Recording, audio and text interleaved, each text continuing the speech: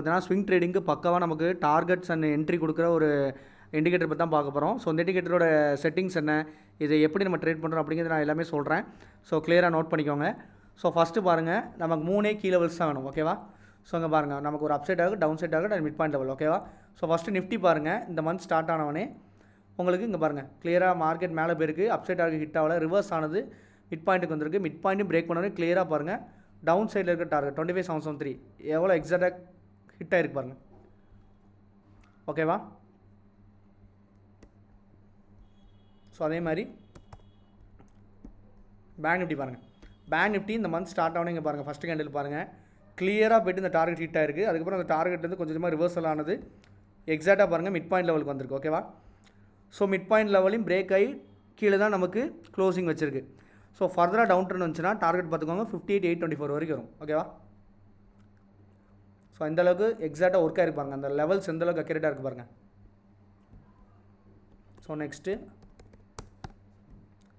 Fin Nifty. So fin Nifty பாருங்கள், இந்த month start ஆகிருக்கு. ஸ்டார்ட் ஆனே பாருங்கள் நமக்கு அப்சைட் டார்கெட் ஹிட் வரைக்கும் போயிருக்கு, ஆனால் ஹிட் ஆகலை. ஹிட் ஆகாமல் அங்கேருந்து ரிவர்சல் ஆனது ஸ்ட்ரைட்டாக கரெக்டாக பாருங்கள் மிட் பாயிண்ட்டுக்கு வந்திருக்கு. ஸோ ஒவ்வொரு டைம் எப்போல்லாம் இந்த மிட் பாயிண்ட்டுக்கு வருதோ அந்த டைம் நீங்கள் தாராளமாக என்ட்ரி எடுக்கலாம். அதான் முக்கியமான விஷயம். ஸ்விங் ட்ரேடை பொறுத்த வரைக்கும் டைம் ஃப்ரேம் பார்த்தீங்கன்னா 1 ஹவர் பண்ணுங்கள். 1 ஹவர் டைம் ஃப்ரேமில் பார்த்தீங்கன்னா நார்மலான 1 ஹவர் டைம் ஃப்ரேம் வச்சுட்டு நீங்கள் ஸ்விங்கில் கூட மார்க் பண்ணி பாருங்கள், ரொம்ப துல்லியமாக ஒர்க் ஆகும். 1 ஹவர் டைம் ஃப்ரேம் வந்து எந்த இண்டெக்ஸோ ஸ்டாக்கோ சூப்பரான time frame.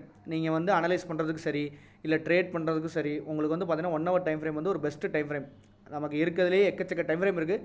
1 hour time frame வந்து ரொம்ப பெஸ்ட்டாக இருக்கும்.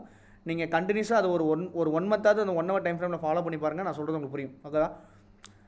ஸோ இப்போ பாருங்கள் மிட் பாயிண்ட் லெவல் கீழேயும் க்ளோஸ் வச்சிருக்கு இல்லையா? ஸோ டவுன் சைடு வந்துச்சுன்னா 27,155 வரைக்கும் வரும். ஓகேவா? ஸோ அந்த இண்டிகேட்டர் பொறுத்த வரைக்கும் டார்கெட் பார்த்தீங்கன்னா உங்களுக்கு துல்லியமான டார்கெட் கொடுக்கும். ஸோ ஸ்விங் ட்ரேடிங் பண்ணுறவங்களுக்கு இது ரொம்ப யூஸ்ஃபுல்லாக இருக்கும்.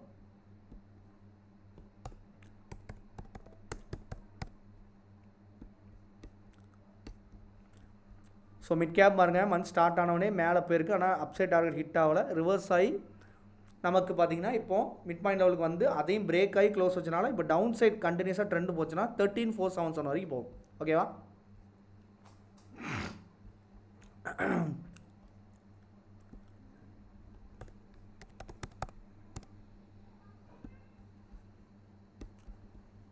ஸோ சென்செக்ஸ் பாருங்கள், சென்செக்ஸ் வந்து மந்த் ஸ்டார்ட் ஆகிருக்கு, கொஞ்சம் மேலே போயிருக்காங்க, அப்சைட் டார்கெட்லாம் ரீச் ஆகலை, அங்கேருந்து அப்படியே ரிவர்சல் ஆனது ஸ்ட்ரைட்டாக பாருங்கள் எவ்வளோ அக்யூரேட்டாக டார்கெட் ரீச் ஆகிருப்பாங்க. 84,194 டார்கெட் இருந்திருக்கு, ஹிட் ஆகி அதுக்கு கீழே போய் நம்ம க்ளோசிங் வச்சுருக்காங்க.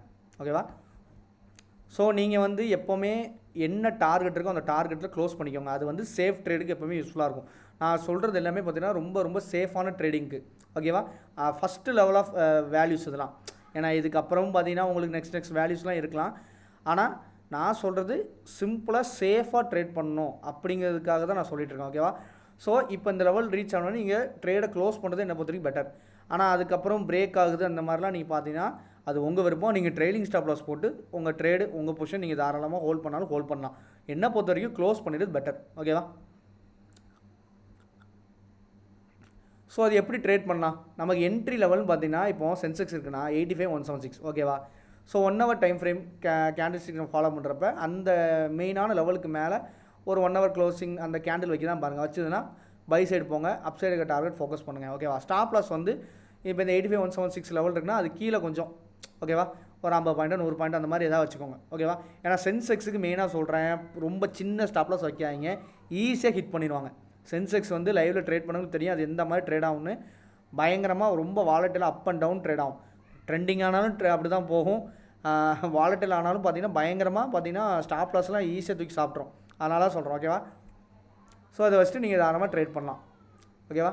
அதே மாதிரி இப்போ டவுன் சைடு வரதுனால இந்த லெவல் கிட்ட வர்றப்ப ஓகேவா எப்போவுமே இது எப்படி ட்ரேட் பண்ணலான்னா, நீங்கள் இப்போ சென்செக்ஸே பார்க்கிங்க, இந்த மந்த் ஸ்டார்ட் ஆகும்போது upside target down side target hit ஆச்சுன்னா விட்டுருங்க. அதை தவிர்த்துட்டு வேறு ஏதாவது இண்டெக்ஸில் செக் பண்ணி பாருங்கள். அப்படின்னா ஏதாவது ஸ்டாக்ஸுக்கு போயிருங்க. என்ன பொறுத்த வரைக்கும் இண்டெக்ஸில் ஸ்விங் ட்ரேட் பண்ணுறதை விட ஸ்டாக்ஸில் நல்ல மூவ்மெண்ட் ஆகிற ஸ்டாக்ஸ், அதாவது உதாரணத்துக்கு ஒவ்வொரு செக்டர்ஸ்லையும் ஹெவி வெயிட்டாக இருக்கும் இல்லையா, அந்த ஸ்டாக்ஸ் எடுத்து ட்ரேட் பண்ணுங்கள். அதுதான் உங்களுக்கு பெட்டர் ரிசல்ட் கொடுக்கும். அதுலேயும் இந்த மாதிரி லெவல்ஸ் எல்லாமே பக்காவாக ஒர்க் ஆகும். ஓகேவா? Upside target down side target எல்லாமே பக்காவாக ஒர்க் ஆகும். ஓகேவா?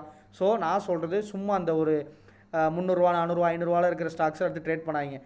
அது பார்த்தீங்கன்னா உங்களுக்கு டைமும் மணியும் தான் வேஸ்ட்டு. அது வந்து பார்த்திங்கன்னா ஒரு மூமெண்ட் வந்து லேஸில் ஆகாது. அதெல்லாம் வருஷத்துக்கே ஏதாவது ஒரு 2 மாதம் 3 மாதம் மூவ்மெண்ட் கொடுக்கும். ஆனால் நான் சொல்கிறபடி ஃபாலோ பண்ணி பாருங்கள். ஒவ்வொரு செக்டார்லையும் ஹெவி வெயிட் ஸ்டாக்ஸாக இருக்கும் இல்லையா, அதை ஃபோக்கஸ் பண்ணி பாருங்கள். அது மட்டும்தான் உங்களுக்கு இந்த மாதிரி டார்கெட் லெவல்ஸ் வந்து ஈஸியாக ரீச் ஆகும், மொமெண்டம் இருந்துக்கிட்டே இருக்கும். ஸோ அதை ஃபோக்கஸ் பண்ணிங்கன்னா உங்களுக்கு பெட்டரான ரிசல்ட் கிடைக்கும். ஓகேவா? ஓகே, இப்போது இந்த இண்டிகேட்டர் என்னென்னு பார்க்கலாம். இந்த இண்டிகேட்டரோட நேம் பார்த்தீங்கன்னா நம்ம ஒரு சிபிஆர் தான் யூஸ் பண்ணியிருக்கோம். ஓகேவா? ஸோ உங்கள் இண்டிகேட்டர்ஸ் டேபில் போய்ட்டு பிவட் சிபிஆர்னு சர்ச் பண்ணுங்கள். இந்த மாதிரி டெய்லி, வீக்லி அண்ட் மந்த்லின்னு வரும்.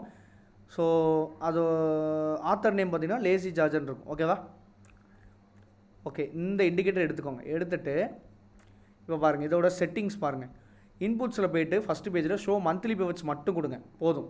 வேறு எதுவும் கொடுக்காதீங்க, ஷோ மந்த்லி பிவட்ஸ் கொடுங்க. ஸோ அப்புறம் ஸ்டைல் வந்து பார்த்திங்கன்னா எந்த பாக்ஸ் டிக் கொடுக்காதீங்க, லெவல்ஸ் வந்து கன்ஃபியூஸ் ஆகும்.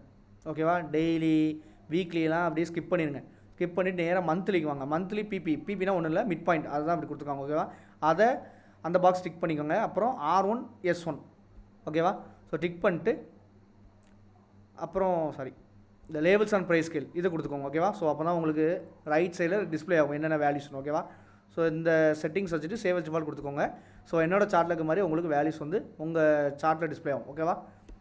ஸோ நெக்ஸ்ட்டு இப்போ இதில் வந்து ஒரு அடிஷ்னல் கன்ஃபர்மேஷனுக்காக ஒரு பை செல் இண்டிகேட்டர் நம்ம வந்து சூப்பர் ட்ரெண்ட் மூலிமா எடுத்துக்கலாம். ஓகேவா? ஸோ ஓகே, இந்த சூப்பர் ட்ரெண்ட் இண்டிகேட்டர் என்னென்னு பார்த்தீங்கன்னா, ஸோ இண்டிகேட்டர்ஸில் போய்ட்டு சர்ச்சில் சூப்பர் ட்ரெண்ட் மட்டும் டைப் பண்ணுங்கள். ஆத்தர் நேம் பார்த்துக்கோங்க. ஓகேவா? கிவான் இருக்கும் பாருங்கள், இந்த ஆத்தருக்குள்ளே எடுத்துக்கோங்க. ஓகேவா? எடுத்துகிட்டு இதோட செட்டிங்ஸ் பாருங்கள். ஸ்டைல் இண்டிகேட்டர் டைம் ஃப்ரேம் வந்து 1 ஹவர். ஏன்னா 1 ஹவர் டைம் ஃப்ரேம் தான் ட்ரேட் பண்ண சொல்லியிருக்கேன் இல்லையா? ஸோ 1 ஹவர் கொடுத்துக்கோங்க.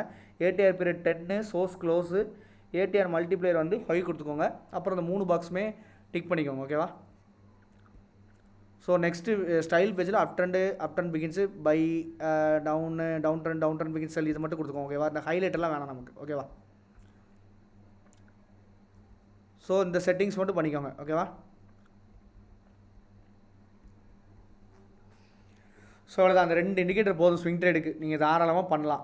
ஸோ ட்ரேடு வந்து இண்டிகேட்டர்ஸ் இல்லாமல், இப்போ இந்த பைசல் இண்டிகேட்டர் இல்லாமல் நான் சொன்ன மாதிரி 1 ஹவர் சார்ட்டு டார்கெட்ஸ் எல்லாம் உங்களுக்கு இருக்குது. ஸோ கேண்டில் க்ளோஸுக்கு மட்டும் வெயிட் பண்ணுங்கள். முக்கியமாக இந்த லெவல் கிட்ட வந்தால் மட்டும் கேண்டில் க்ளோஸ் வெயிட் பண்ணிட்டு நீங்கள் தாராளமாக எடுக்கலாம், அப் சைடோ இல்லை டவுன் சைடோ. ஓகேவா? ஸோ அடிஷனல் கன்ஃபர்மேஷனுக்காக தான் நம்ம இந்த பைசல் இண்டிகேட்டர் யூஸ் பண்ணுறோம். ஸோ எப்போல்லாம் இந்த மிட் பாயிண்ட் லெவலுக்கு மேலே ஒரு கேண்டில் க்ளோஸ்லாம் வைக்கிறப்போ உங்களுக்கு பை இண்டிகேஷன் வச்சுன்னா தாராளமாக பை சைடு போங்க. மிட் பாயிண்ட் லெவல் பிரேக் ஆகி கீழே க்ளோஸ் வைக்கிறப்போ ஒரு செல் இண்டிகேஷன் கொடுச்சுன்னா தாராளமாக செல் சைடு போயிருங்க. போயிட்டு டவுன் சைட் டார்கெட் பண்ணுங்கள். அது மாதிரி பை சைடு சிக்னல் கொடுச்சுன்னா அப் சைட் டார்கெட் ஃபோக்கஸ் பண்ணுங்கள். சிம்பிள். ஓகேவா? வேறு நீங்கள் போட்டு கன்ஃபியூஸ் பண்ண வேறு விஷயம் ஒன்றுமே இல்லை. ஓகேவா? ஸோ அதை மட்டும் ஸ்ட்ரிக்டாக ஃபாலோ பண்ணி பாருங்கள், உங்களுக்கு கண்டிப்பாக நல்ல அக்யூரசி இருக்கும். ஓகேவா?